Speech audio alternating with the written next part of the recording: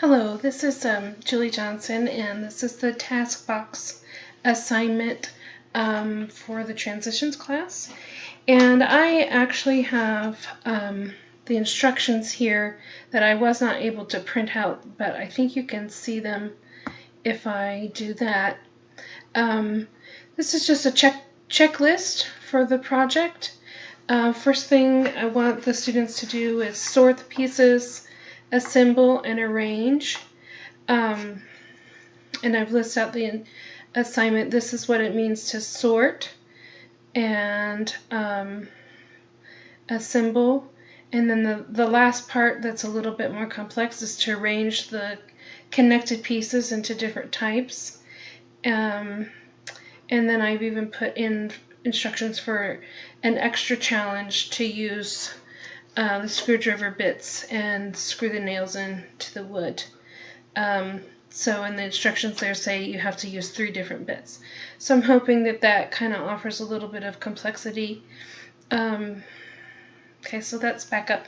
And I'm just going to indicate to you, I know I showed you my task box the other day, but to remind you, these are the pieces.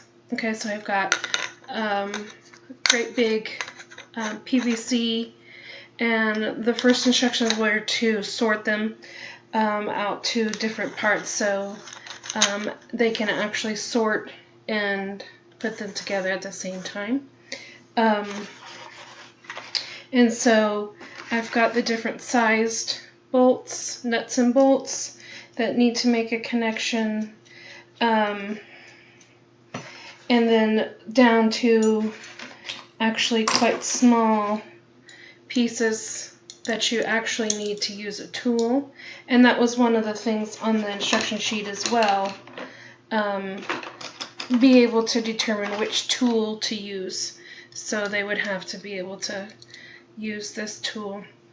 And then once all of the pieces are completed, I even have a little bit of cable connection to manipulate, and this comes apart 2 different ways, and so you can put it together here in 2 different sections.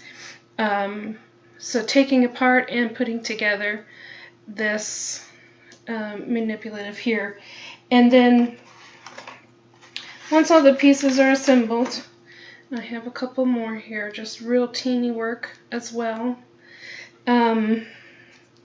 Once all the pieces are assembled, okay, so this is actual plumbing materials. Then the last piece of information was to arrange the different sections. So as I mentioned, I have PVC for electrical wires to go through. I have a plumbing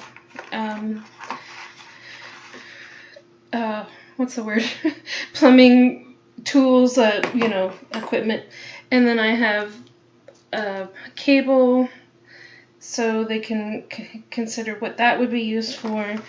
Also, this is something that would take a little bit of figuring out what this means, what this would be used for, and they can make education guesses as to what this could be used for. And so all of that data can be recorded in this data sheet that I made for the task box. So if they do this on a daily basis or every other day basis, you can write down how many of the pieces they were able to put together and how many that they had left over, and then also record down here on this side their guesses as to what these kinds of materials would be used for. So this is something that can be used in furniture making. And the last complex aspect, something to kind of make it a little bit more detailed work, and this is not for the record, but just to see if they can manipulate changing the bit in this screwdriver and determining the 3 different kinds of bits that come in to these screws. So these are wood screws, so they would have to know that, what kind of tool to use for that. So I have the instruction sheet, I have a data record keeping sheet, I have 3 different kind of levels of instruction here of activity, arranging and assembling, making educated guesses, and then actually doing quite a bit more difficult thinking with the screwdriver. So, and actual physically difficult to get this screwed in. So that's actually going to engage them quite a bit more. So I think that